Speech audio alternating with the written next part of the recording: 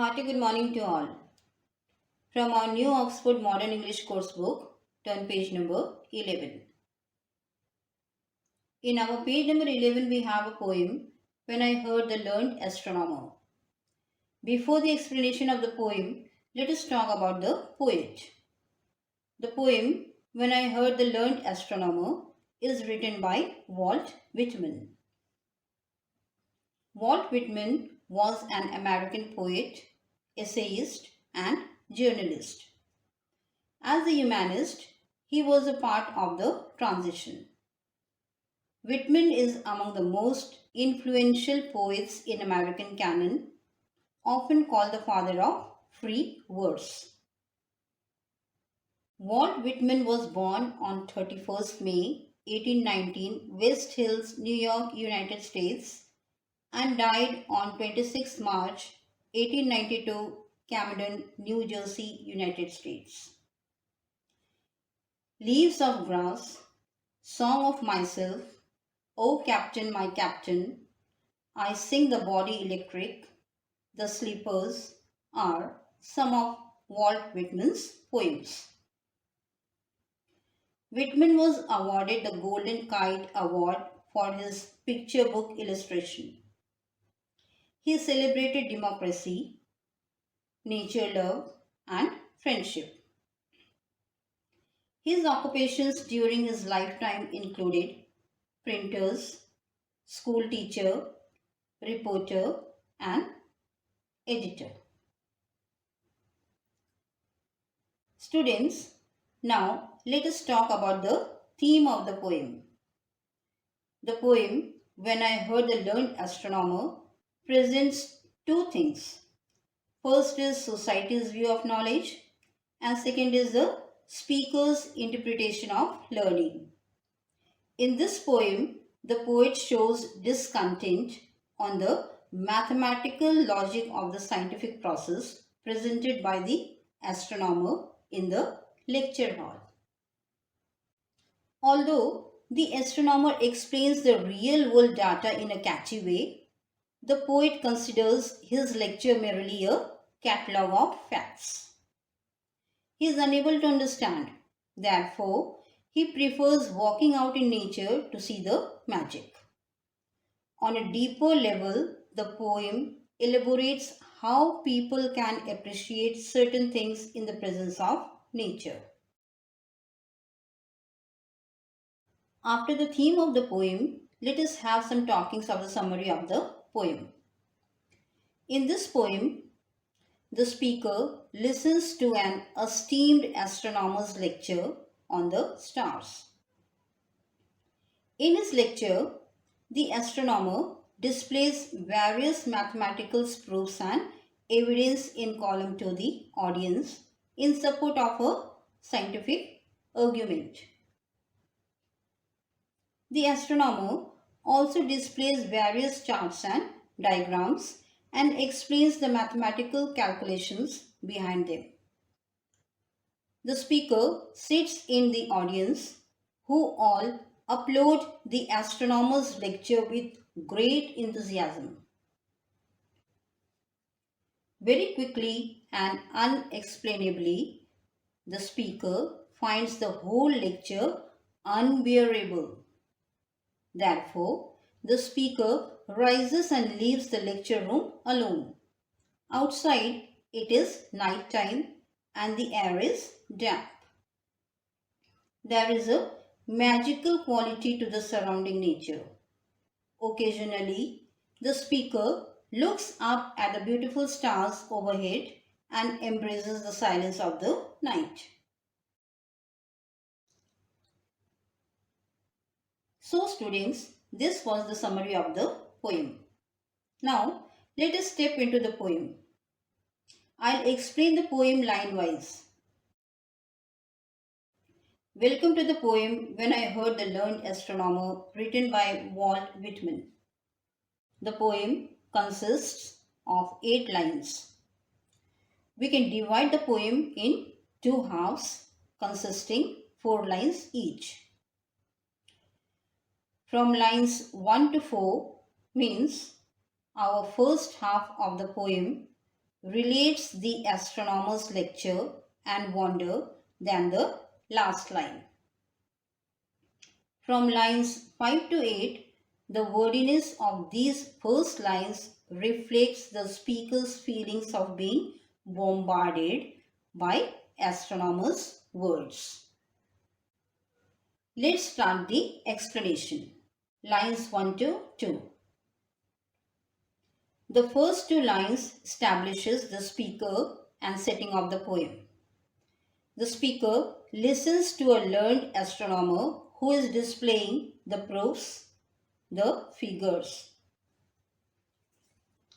Immediately, the poem sets up a contract or agreement between the speaker, who is silently and lecturing on its expertise, on his expertness, on his efficiency, on his masterliness.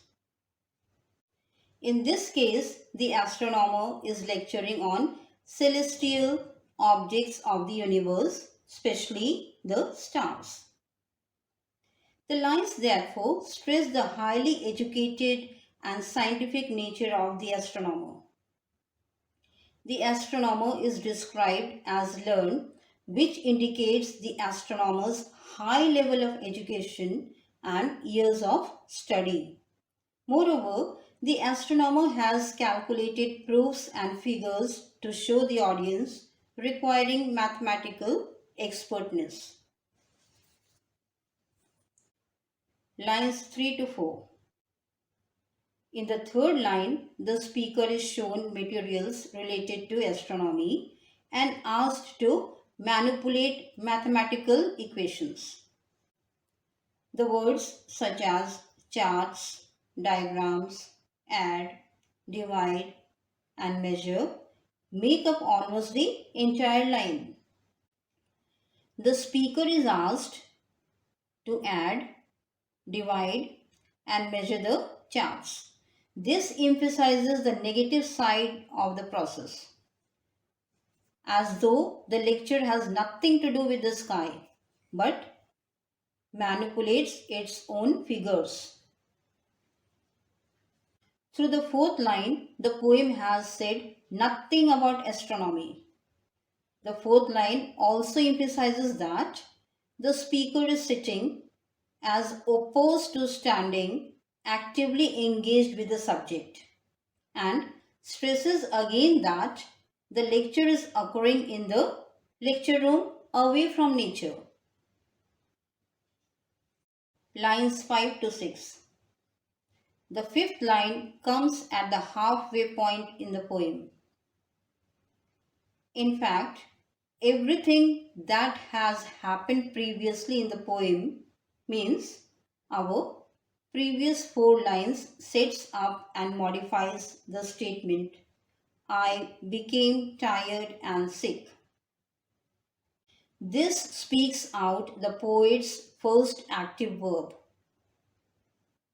It is partly understandable from the description of the lecture why the speaker feels this way. But the deeper reason is contained in the word unaccountable. Here, the point to be noted is why the speaker became tired and sick. Plain and simple, the speaker has become tired and sick because he is an unaccountable person, or someone who is impossible to explain or define.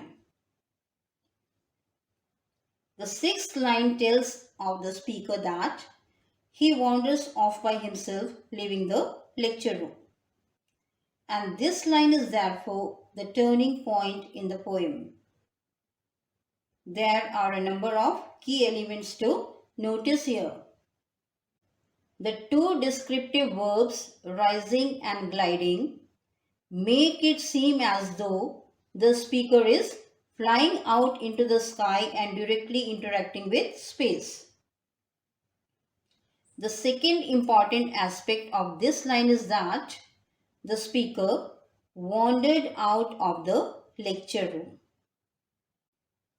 This is the first hint that perhaps the speaker is somewhat aimless or unstructured in comparison with the exactness of the learned astronomer. Finally, the words by myself suggest that the speaker unlikes the group and leaves the lecture. Lines 7 to 8. In 7th line, the speaker has emerged outside the moist night air, and the key word in the description of the night sky is mystical. This word could suggest a variety of spiritual ideas from ancient pagan worship to romantic individualism. But it is very distinct from anything scientific, and it establishes a radically different atmosphere from that of the lecture room. The 7th line again uses the technique of internal repetition with time to time. But this idiom or phrase from common speech is mainly a method of reinforcing the speaker's more relaxed and unstructured process of observation. The 7th line contains the first actual image of the sky itself. But even here, the speaker has not quite read the astronomical phenomena. The last line of the poem tells of the speaker that he looked up, means he sees the vision of the stars in perfect silence.